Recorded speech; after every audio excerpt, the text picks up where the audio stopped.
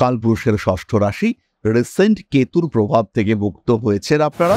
বেশ কিছু কনফিউশন ছিল, বেশ কিছু ভুল করে রেখেছিলেন, তার প্রভাব এখনো ফেস করতে হচ্ছে, কিন্তু ধীরে ধীরে সময়ের সাথে সাথে কন্যা ইমপ্রুভ করছেন, কন্যা ডেভেলপ করতে পারছেন। এবং এই ইমপ্রুভমেন্ট এটা কিন্তু কন্যা রাশি বা লগ্নের মানুষদেরকে ধীরে ধীরে একটা জায়গায় এগিয়ে নিয়ে যাচ্ছে, ধীরে ধীরে একটা জায়গায় তুলবার চেষ্টা করছে। ফলে কন্যার ক্ষেত্রে কিন্তু একটা বেটারমেন্ট এটা আমরা এক্সপেক্ট করতে পারি। এই সময় কন্যা রাশি বা লগ্নের মানুষদের অ্যাগ্রেসিভ বিহেভিয়ারের উপরে এই সময় কন্ট্রোল রাখতে হবে। কন্যার ক্ষেত্রে কিন্তু কর্মপ্রাপ্তির সম্ভাবনা চরম। তার কারণ হলো তাদের দশমে দেবগুরু বৃহস্পতি অবস্থান করে রয়েছেন। খেয়াল রাখতে হবে এবার একটা ভীষণ ইম্পর্টেন্ট বিষয়, কন্যা রাশি বা লগ্নের বহু মানুষ এই সময় অর্থাৎ আগামী 2-1 মাসের মধ্যে তারা কিন্তু ট্রেডিং, শেয়ার মার্কেট, স্টক ইত্যাদির দিকে অগ্রসর হবেন। রাহু এই সময় কুম্ভ রাশিতে অবস্থান করলেও নবাংশ কুণ্ডলিতে রাহু কিন্তু অবস্থান করে রয়েছে মিথুন রাশিতে। ফলে রাহুর এই সময় এই মুহূর্তে একটা তুঙ্গ অবস্থা সেটা দেখতে পাওয়া যাচ্ছে নবাংশ কুণ্ডলিতে। এই রাহু কিন্তু ভীষণ ভীষণ বলবান। কন্যা রাশি বা লগ্নের মানুষদের প্রাতিষ্ঠানিক উন্নতির একটা সম্ভাবনা দেখতে পাওয়া যাবে। নতুন শিক্ষায় শিক্ষিত হতে পারেন কন্যা।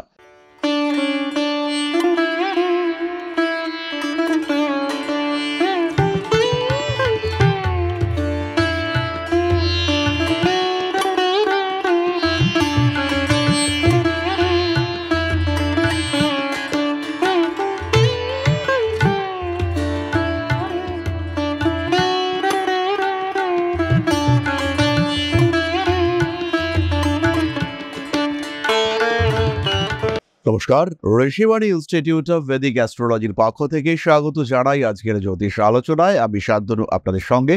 আলোচ্য বিষয় বিশুদ্ধ জ্যোতিষ। বেশ কিছুদিন ধরেই গ্রহদের অবস্থান পরিবর্তিত হচ্ছে, তার ফলে মানুষের মধ্যে স্ট্রেস, টেনশন, অ্যাংজাইটি এগুলো বাড়ছে।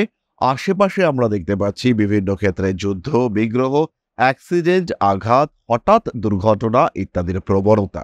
এই সমস্ত বিষয় আমাদের মনের মধ্যে কিন্তু ভীষণভাবে প্রভাব বিস্তার করছে। এবং এই গ্রহ অবস্থানের নিরিখে কয়েকটি বিশেষ প্রেডিকশন বিশেষ একটি রাশির সাপেক্ষে, সেই নিয়েই আমাদের আজকের এই ভিডিও। সঙ্গে রয়েছেন কন্যা রাশি, কন্যা লগ্নের মানুষরা। কালপুরুষের ষষ্ঠ রাশি রিসেন্ট কেতুর প্রভাব থেকে মুক্ত হয়েছেন আপনারা। বেশ কিছু কনফিউশন ছিল, বেশ কিছু ভুল করে রেখেছিলেন, তার প্রভাব এখনো ফেস করতে হচ্ছে, কিন্তু ধীরে ধীরে সময়ের সাথে সাথে কন্যা ইমপ্রুভ করছেন, কন্যা ডেভেলপ করতে পারছেন। বিগত প্রায় 1 মাস ধরে কন্যার ইমপ্রুভমেন্ট সেটা স্পষ্টভাবেই দেখতে পাওয়া যাচ্ছে।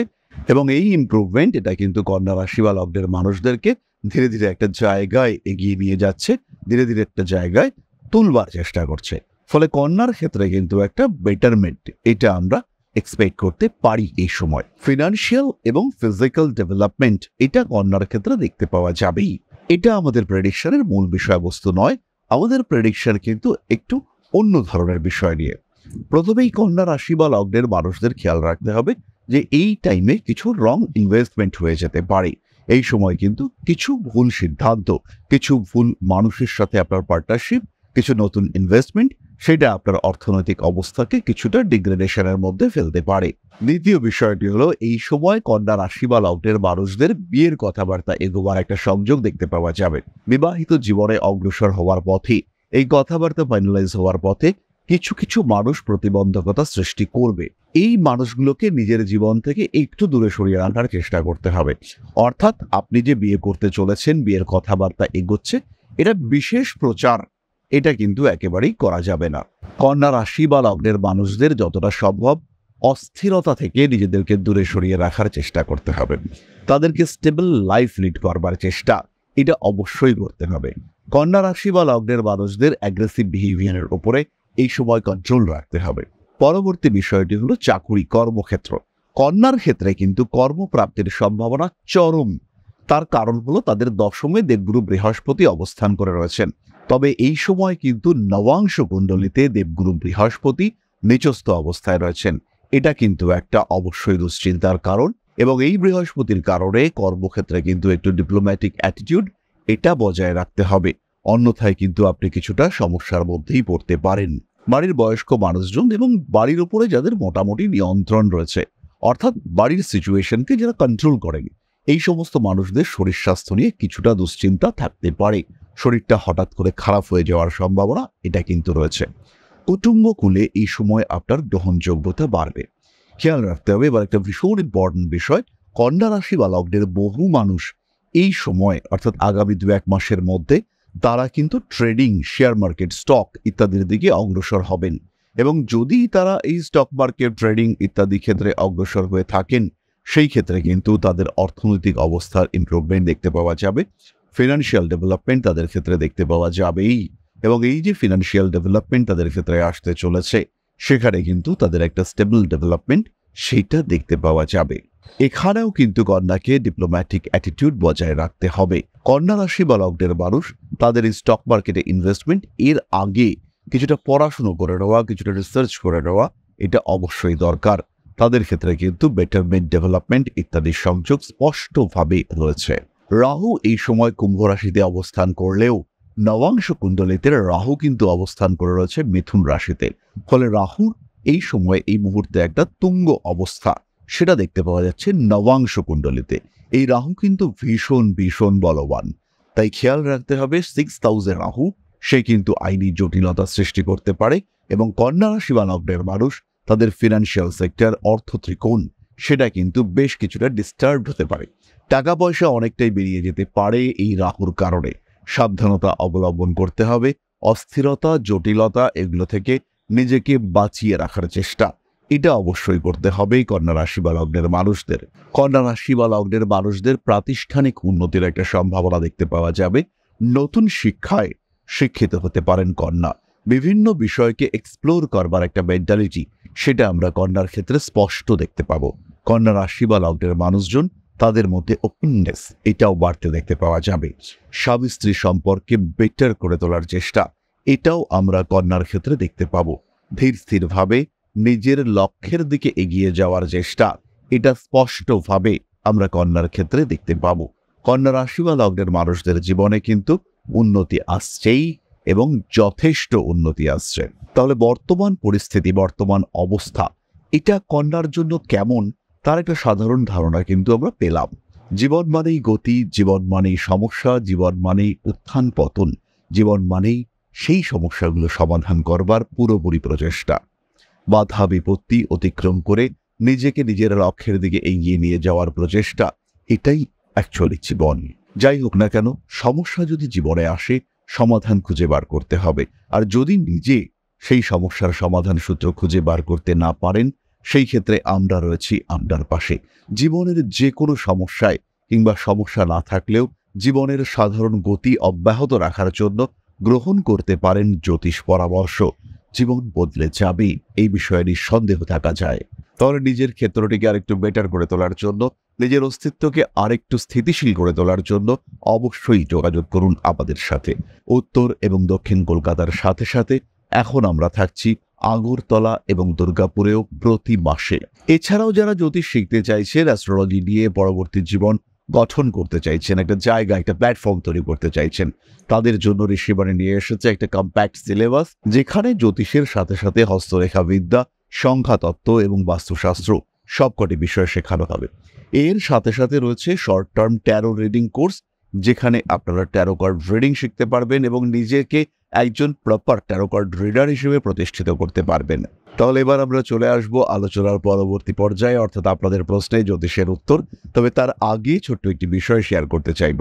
পরম ব্রহ্ম মিলন মঠ ও সেবাশ্রম অধ্যাত্ম, সেবা এবং প্রকৃতি পূজনে সম্পূর্ণ নিয়োজিত একটি সংস্থা। সম্পূর্ণ স্বেচ্ছাসেবী এবং সমাজ কল্যাণমূলক এই সংস্থা আমরা এগিয়ে চলেছি মানুষের পাশে দাঁড়ানোর লক্ষ্যে। এই প্রসঙ্গে দীর্ঘদিন ধরেই আমরা বিভিন্ন এলাকায় বেশ কিছু কাজ করে আসছি।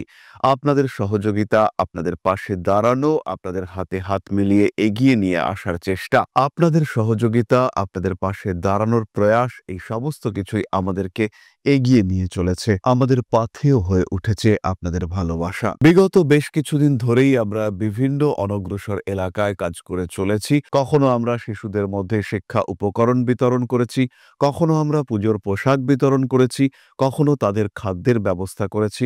আমরা কন্টিনিউয়াসলি তাদের পড়াশুনোর জন্য 2টি ফ্রি কোচিং সেন্টার শুরু করেছি। তাদের মধ্যে ক্রিয়েটিভ অ্যাক্টিভিটিগুলিকে জাগ্রত করবার জন্য সম্পূর্ণ বিনামূল্য একটি নৃত্য শিক্ষা প্রশিক্ষণের ব্যবস্থা সেটা আমরা করতে সক্ষম হয়েছি, এবং এই প্রত্যেকটি পদক্ষেপেই আমরা পেয়েছি আপনাদের সঙ্গ, আমরা পেয়েছি আপনাদের সহযোগিতা, আমরা পেয়েছি আপনাদের ভালোবাসা।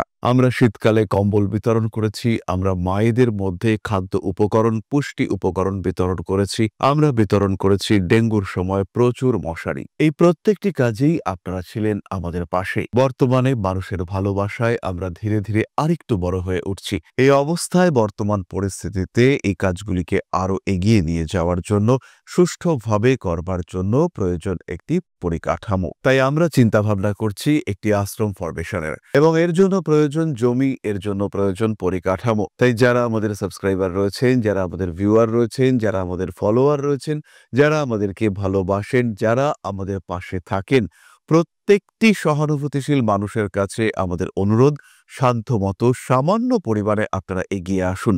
বিন্দু বিন্দুতে সম্পূর্ণ হবে সিন্ধুর গঠন, তৈরি হবে পরম ব্রহ্মমিলন মঠ ও সেবাশ্রমের পরিকাঠামো। তাই যারা বিভিন্ন সময় বিভিন্ন অবস্থায় মানুষের পাশে গিয়ে দাঁড়ান, যারা প্রকৃতিকে ভালোবাসেন, যারা জীবনকে এগিয়ে নিয়ে যাওয়ার পথে অন্যকে সাহায্য করতে পছন্দ করেন, সেরকম প্রত্যেকটি মানুষের কাছে আমাদের সাধারণ অনুরোধ, আমাদের এই মহৎ উদ্দেশ্যকে সফল করে তুলবার জন্য যতটুকু সম্ভব, যতটুকু সাধ্য, অবশ্যই এগিয়ে আসুন, বাড়িয়ে দিন সামান্য সহযোগিতার হাত। অধ্যাত্ম, সেবা এবং প্রকৃতি পূজনের এই মহান কর্মে, মহান ব্রতে ব্রতী হয়েছি আমরা। আমাদের সঙ্গে হাতে হাত মিলিয়ে আপনারাও যতটুকু সম্ভব এগিয়ে আসুন। সবার প্রচেষ্টায় এই বিরাট কর্মযজ্ঞ সাফল্যমণ্ডিত হবে। সবাইকে জানাই অগ্রিম ধন্যবাদ। আমরা জানি আপনাদের সহযোগিতা আমরা পাবো। বেশ কিছুদিন ধরেই বহু মানুষ আমাদেরকে সাহায্য করে চলেছেন, কারণ আমাদের ইন্ডিভিজুয়াল সামর্থ্য অতি ক্ষুদ্র, তার মাধ্যমে এই মহৎ কার্যগুলিকে সম্পূর্ণ করা সম্ভব নয়। তাই প্রত্যেকের ছোট্ট ছোট্ট সহযোগিতার হাত আমাদেরকে এগিয়ে নিয়ে চলেছে। আমরা এগিয়ে চলেছি সাফল্যের লক্ষ্যে। আপনাদের ভালোবাসা এভাবেই আমাদের পাশে থাক, আমরা সফল হবই। তাহলে এবার আমরা চলে আসি আপনাদের প্রশ্ন পর্যায়ে। প্রশ্ন করেছেন লিপি কর্মকার, ডেট অফ বার্থ 1-10-1999, মিথুন রাশি, সময় 8টা 20 মিনিট, রাত্রি, place of birth Egra, Purba Medinipur. Government job পাওয়ার সম্ভাবনা কি আদৌ আছে? লিপি, তোমার জন্মকুণ্ডলিতে স্টেবল জব পাওয়ার সম্ভাবনা রয়েছে, কিন্তু গভর্নমেন্ট জব পাওয়ার সম্ভাবনা কিন্তু অনেকটাই কম। তাই নিজের ক্যারিয়ার, নিজের এডুকেশন অনুযায়ী একটা প্রপার জবের চেষ্টা করো। গভর্নমেন্ট জবের জন্য অতিরিক্ত সময় নষ্ট করা, এটা কিন্তু বিপজ্জনক হতে পারে। এর সাথে সাথেই 2026-এ রয়েছে বিবাহযোগ। বিবাহিত জীবন মোটামুটি ভালোই। বিবাহের ক্ষেত্রে কিন্তু আর বিলম্ব করা এটা ঠিক হবে না। এবার বিয়ে করা যেতে পারে। বেসরকারি চাকরি তোমার এডুকেশন, কোয়ালিফিকেশন ইত্যাদির জন্য বেটার, অনেক বেটার। তাহলে আজকের আলোচনা আমরা আর দীর্ঘায়িত করব না। সবাই সুস্থ থাকুন, ভালো থাকুন। মাতৃশ্রী আদিশক্তির আশীর্বাদে আপনাদের জীবন আরো আরো আরো সুন্দর, আরো সুস্থ, আরো সমৃদ্ধ হয়ে উঠুক। জয় মা আদিশক্তি। নমস্কার।